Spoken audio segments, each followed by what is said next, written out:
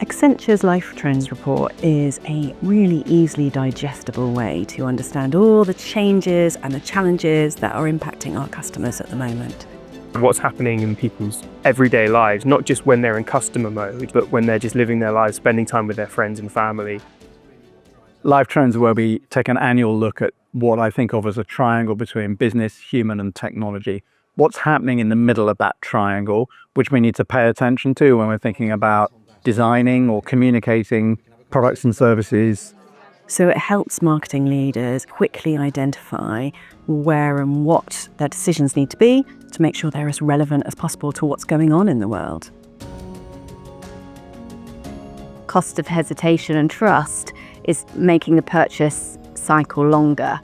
And one of the things we really need to think about is how, as brands, we can build that trust. Effectively using AI to build trust with consumers is not going to be easy, because the moment there's something not real involved, people are more skeptical. People are asking, am I in control of what I see?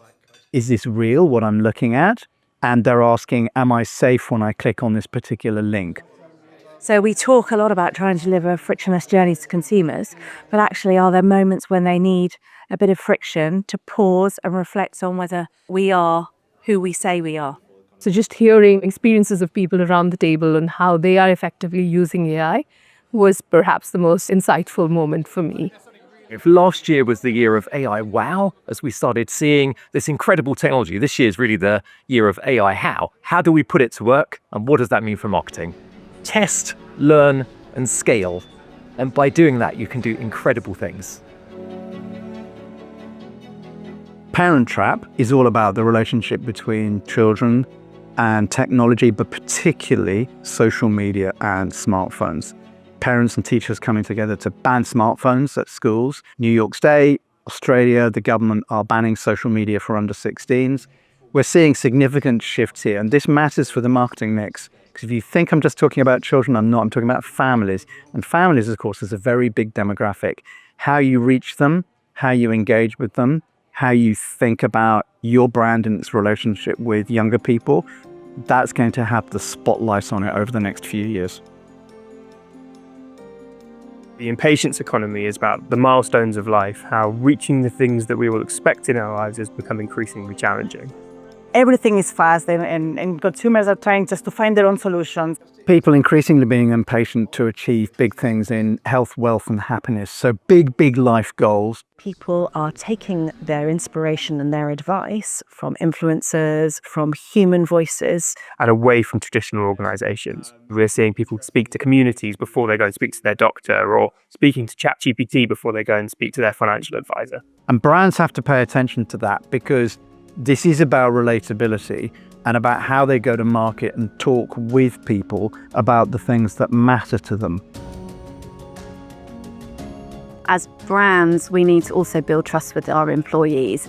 And if we don't do that, what is the impact that that's going to have on you as an organisation? So the dignity of work is about the relationship between employer and employee and the value exchange between them. And how in the last 5 to 10 years, there's been a bit of a breakdown in that relationship. People feel dignified in their work, and that gets all the more complicated when you start introducing AI into the equation.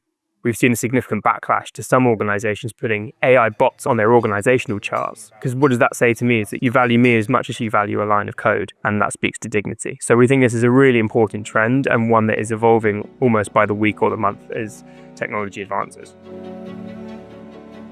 Social rewilding is people beginning to rebalance their lives between the stuff they do digitally and the way in which they embrace real life. We give more value to personal, real-life experiences because there is more scarcity of them. People basically saying, I want to get out more, I want to be with other people, I want to experience nature more. The love of vinyl and books, the return to nostalgia for the 1990s. Real life has a scarcity value, which digital doesn't have anymore. Digital is just about abundance.